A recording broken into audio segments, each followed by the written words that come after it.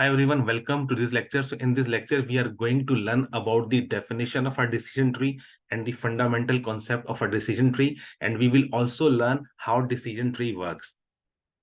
So this is the definition of a decision tree. So decision trees are non-linear models and perform well when the data is not linearly separable.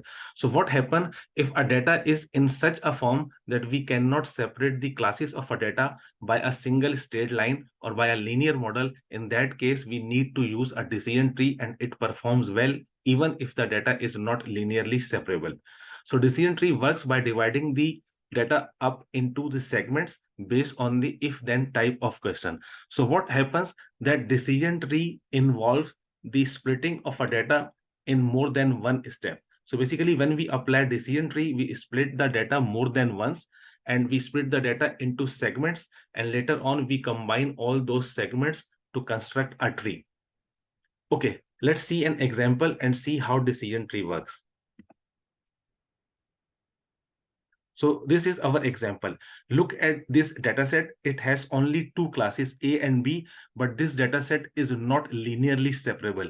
I cannot draw a single straight line anywhere in order to separate the class A and class B. If I want to draw a line here, in that case, the data will not be able to separate with a single straight line. So what happened? In that case, we have to use a decision tree and we have to split the data into more than one splits, and then we have to join all the segments to construct the tree. So what will be the first split of this data? So this is our split one. You can see this data has two features, x1 and x2. So this data is 2D data. Now the first split is along x1.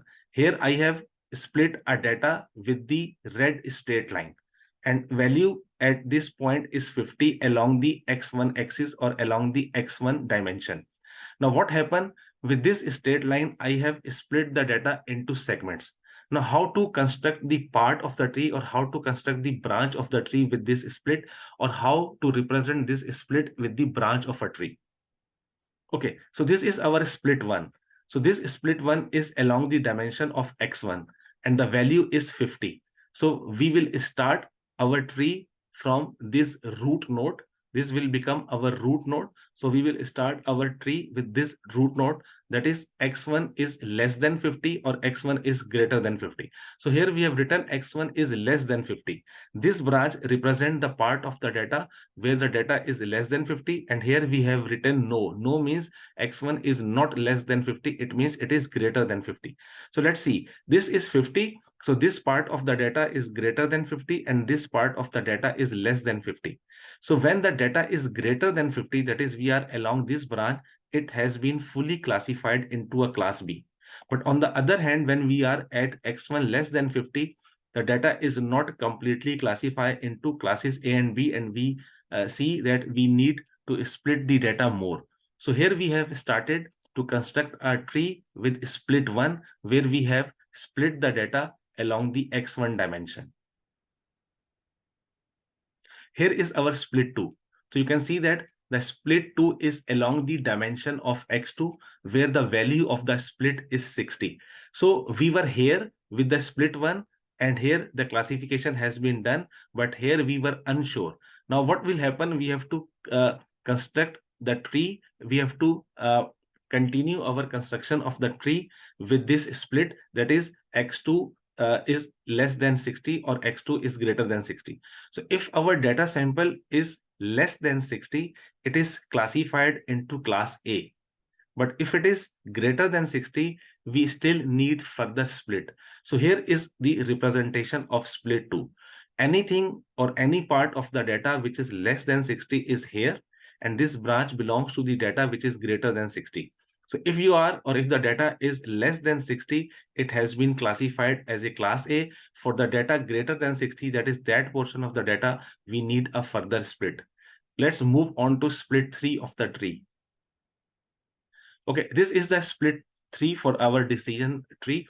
So this is the split 3, and this is also a vertical line like the split 1. So it is also along the x1. Here we split the data, and here is the value of the split, which is 25. So we are here now. Okay, if x1 is less than 25, that is if x1 is less than 25, so this point corresponds to the value 25. So if x1 is less than 25, the data is classified as a class B. And if a data sample belongs to greater than 25, so this branch belongs to the data which is greater than 25, and this branch belongs to data which is less than 25.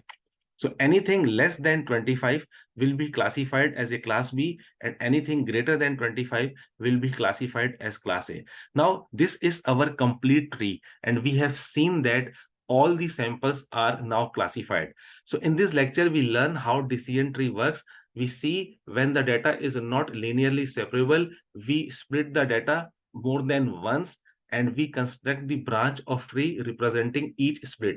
And finally, we join all the branches to make a tree. So I hope you understood the fundamental concept of the tree with this lecture. Thanks for listening, and I will see you in the next lecture.